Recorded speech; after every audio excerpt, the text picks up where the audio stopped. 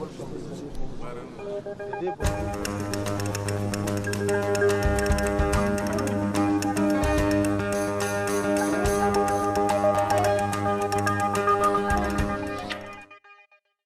you, Mr. Secretary, for coming to the show. My pleasure.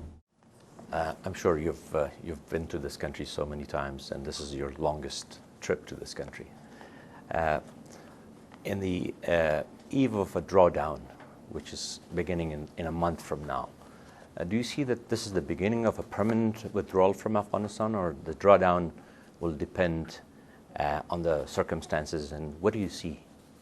Well, I think that the key factor is that our intent and that of our allies and partners is that by the end of 2014, we will have transferred primary responsibility for security to the Afghans, to the Afghan government and the Afghan National Security Forces.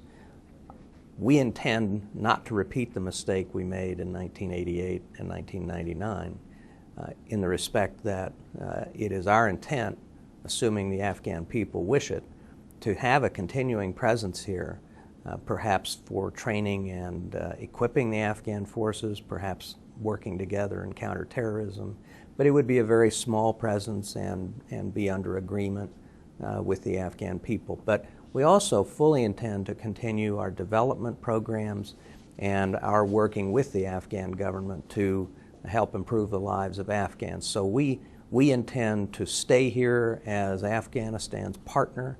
The military part of our relationship will diminish over time, and we hope that the economic development part of it will become the predominant part.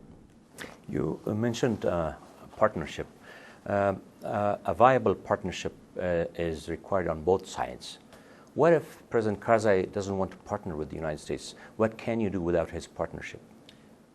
I met with President Karzai just 2 days ago, and I think based on my conversation, he is very much interested in having a partnership with the United States and having an enduring presence here on the part of the United States in terms of the United States working with Afghanistan well into the future.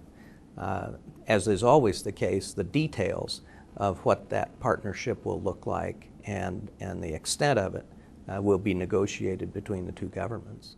The extent of U.S. involvement beyond 2014 and the partnership, would that entail the presence of permanent bases in Afghanistan? And we both have so much to offer each other. We haven't been able, both governments haven't been able to spell out those strengths that we both have, and in terms of military cooperation, security cooperation, and economic cooperation. We haven't been able to put those things on the table in a transparent fashion for both nations to look at it and support that. Well, I would say, first of all, that the United States, I'll express my opinion, but I don't believe that we should seek permanent bases in Afghanistan. I think that bases that belong to one country in another country are always a magnet for trouble. On the other hand, if we can have joint bases, if we can be a tenant with Afghan security forces, so it's an Afghan base where we are providing assistance and have some presence, then I think that that is more tolerable to the Afghan people.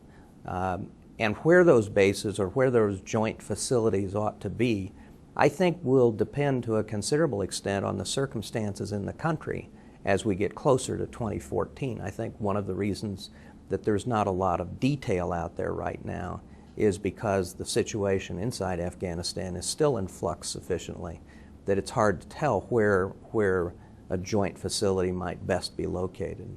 The drawdown is focused on non-combatant presence at the present time.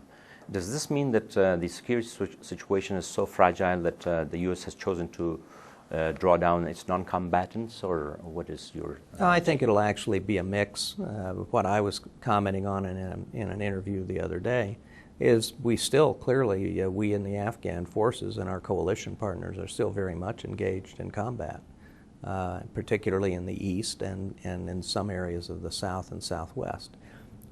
So it only makes sense that if you have a choice between somebody who is carrying a rifle and somebody who is a cook, I would send the cook home first. But the truth is, it will be both. When we begin the drawdowns, it will include both some combat elements and some support elements. Naturally, the combat situation here would depend on what Pakistan also does. What kind of leverage does the U.S. have now with Pakistan, trying to stop them from sending the subversive activities to Afghanistan? Naturally, the U.S. has tried its best in the past, but what leverage is left with the United States? Well, the U.S. relationship with Pakistan is a complicated one. The truth is we both need each other, and we just have to keep working together. If you had told me 2 years ago that the Pakistanis would have 140,000 soldiers in the western part of the country dealing with the Pakistani Taliban and other insurgents, I would have been very surprised. And the truth is they have helped in terms of the situation here by clearing Swat, by clearing South Waziristan. But there are still sanctuaries in Pakistan. We all know that. The Pakistanis know that. And so you, Afghan government, and we have to just keep working with the Pakistani government in terms of getting these sanctuaries eliminated. Pakistan recently, indirectly and directly, has encouraged the Afghan government to steer away from the United States and get closer to China. And if following another night raid, if President Karzai asks the U.S. to leave, you must have thought about that. What were your thoughts, if you had thought about it? Well, I've worked very closely with President Karzai now for 4.5 years. And frankly, it is inconceivable to me that he would ask that.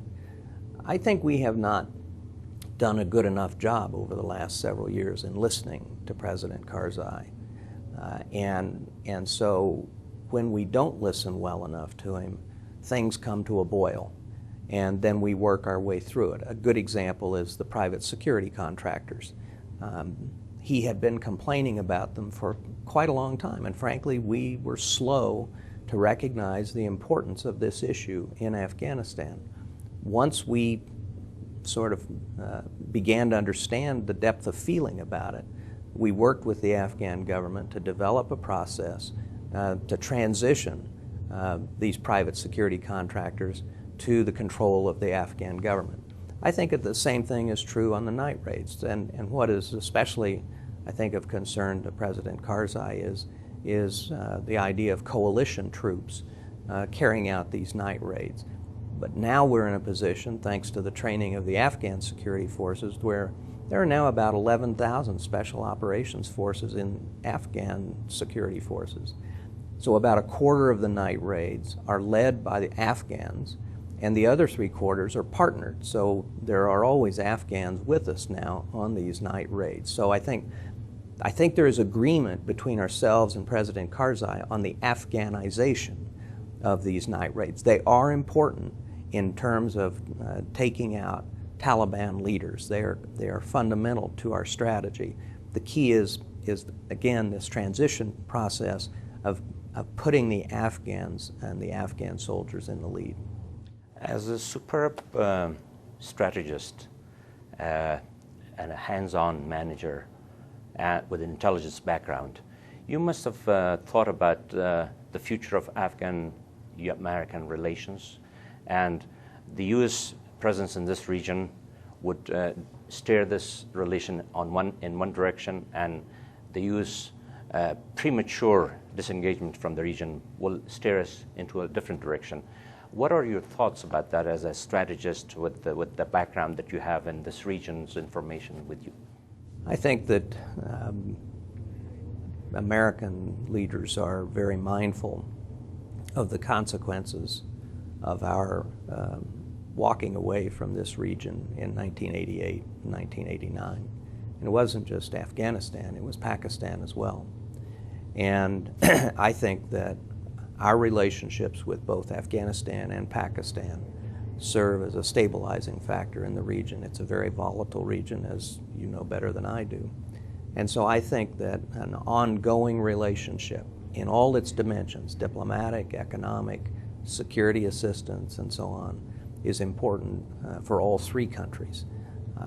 And so I think that's our objective, is even as we transition the security responsibility to the Afghans, for us to remain engaged as the Afghans want it, and also, frankly, to stay engaged with the Pakistanis, because I think we help bring stability, and perhaps we can also help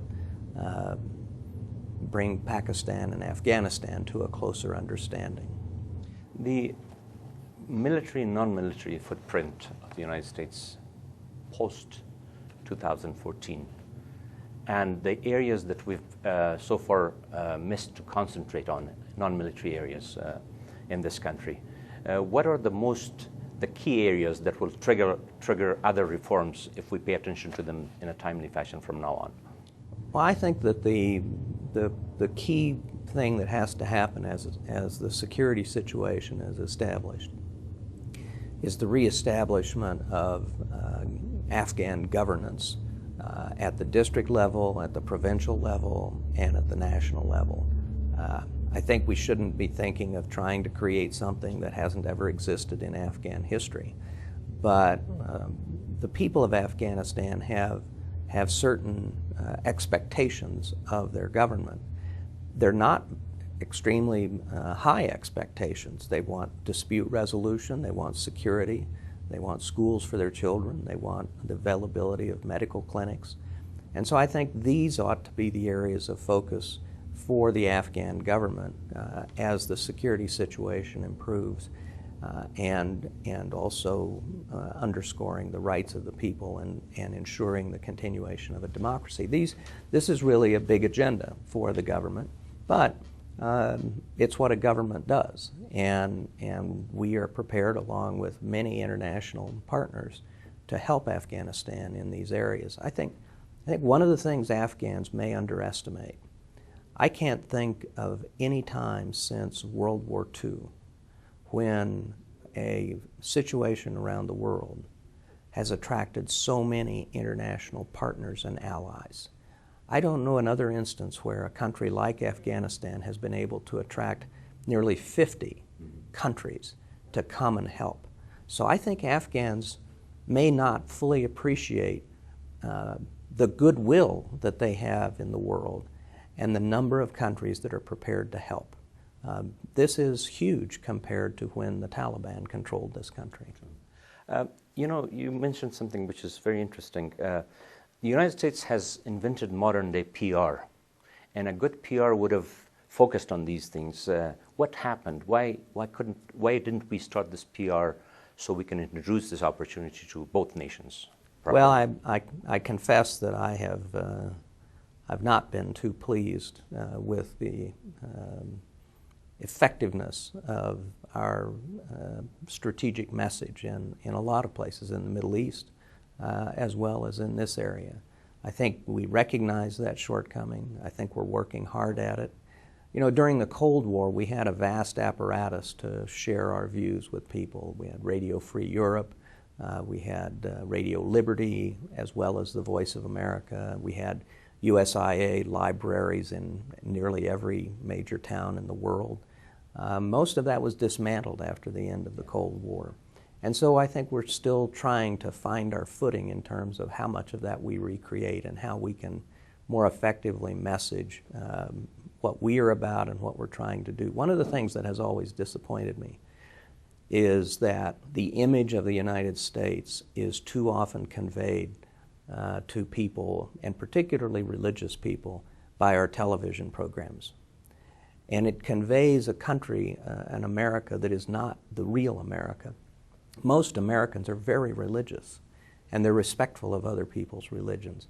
But that message doesn't come across in some of the soap operas and other things that get shown on television around the world. So figuring out how to counter this very materialistic image, I think, is a challenge we have in front of us. This takes us to a much broader issue of a global issue.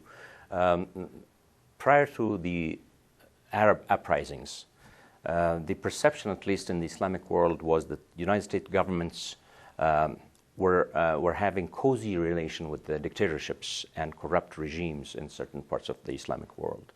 This dangerous perception created a void in which Islamic extremism found its way. What should be done and what can be done by the United States and by the rest of the partners that partner with the United States towards democracy? Well, I think it's a very careful balancing act, because the whole Middle East is a very volatile area, and I think the last thing anyone wants to do is completely destabilize the region. The United States, I think, has been a consistent advocate of reform in all of the countries that have been affected by the Arab Spring, as well as in other countries. And we tend to convey that message in private, but I will tell you, certainly, while I've been in this job, that has been the message from the President and the Secretary of State and the Secretary of Defense. It was true when I was in government before, in the 1990s and 1980s, or early 1990s and 1980s. And so we have to balance our support for reform and for human rights and political rights. We are always an advocate for those principles across the region. When it comes to individual countries, then we and other countries have to balance how hard we push the reform message without destabilizing a country. What we would like to see in all of these countries is an evolutionary process where people don't get shot in the streets, as the case in Syria and in Yemen and in Libya, and where this is a gradual process of broadening people's freedom and governments responding to their economic and political grievances.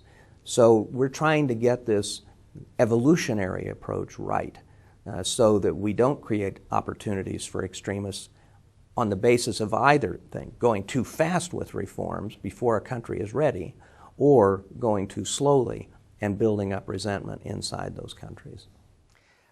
Just very recently, Ayatollah Khamenei of Iran said that Iran will be with those groups and countries and support them, those who oppose the United States. What do you say about such a stand? Well, the Iranians have not exactly had good feelings toward the United States for the last 32 years, so this is not a particularly new piece of news. What I find intriguing about Iran's situation right now is that they find themselves completely on the opposite side of the Arab Spring. They are the role model in terms of repressing demonstrators and those who seek the settlement of and response to their grievances. And we have evidence that they're even supplying technologies and training to the Syrians in terms of how to repress demonstrations. And so here is one of the most repressive regimes, if not the most repressive regime in the entire region, lecturing other countries on how they ought to behave and deal with the democratic movements in their countries. So I think most people in the region see the Iranians for what they are and the hypocrisy in their message. And naturally, the Iranian nation is a hostage to that sort of thing. And they are, and frankly, I think that there are a lot of people inside Iran who would love to be a part of the Arab Spring, but because of the repression of the regime, they cannot be. Mr. Secretary, you've been working from Pentagon, just across the White House. The breeze from the White House comes across that huge building. And now, with your superb background and resume, you're leaving this job. In Afghanistan, it's incomplete. But in the United States, I'm sure with your background and with your constituencies, both in the Democratic Party and in the Republican Party, do you think you'll be becoming a candidate for the presidency of the United States from the Republican Party? Absolutely not. We had a general during our Civil War, General Tecumseh Sherman, and he was asked whether he would be a candidate for president. And he said, "If nominated, I will not run. If elected, I will not serve." That's my view. I have no interest in electoral politics. I am headed out of Washington at the end of this month, and I will have fond memories of the people that I've worked with, but it's time to move on. And I'm sure you'll be writing books and lectures. What would be your feeling as a Secretary of Defense who's leaving a country that your troops are engaged in, and you're leaving it to another gentleman? What would be your personal feeling as an individual in a mission like this that is not finished yet? Well, first of all, when I came to this position toward the end of 2006, the situation in both Iraq and Afghanistan was quite dire. And I think we have made tremendous progress in Iraq. I think, ironically, for all the difficulties and all the pain and all the suffering, today, well into Arab Spring, it's the Iraqis that have the one functioning democracy, where political issues are settled politically and not with guns in the street. It's messy, and they're having a hard time of it, but they're making it work. With respect to Afghanistan, I think things are in a much better place than they were 4.5 years ago. The growth of the Afghan security forces, the growth in their capability and their quality, the expansion of the international coalition. I think the successes that have been enjoyed in the last 18 months in ejecting the Taliban from some of their home areas creates real opportunities. So I think that the situation is headed in the right direction in Afghanistan, and I'm confident enough that I'm also confident I'm not needed to keep it going in that direction. Thank you very much, Mr. Secretary. Thank you for your time. My pleasure.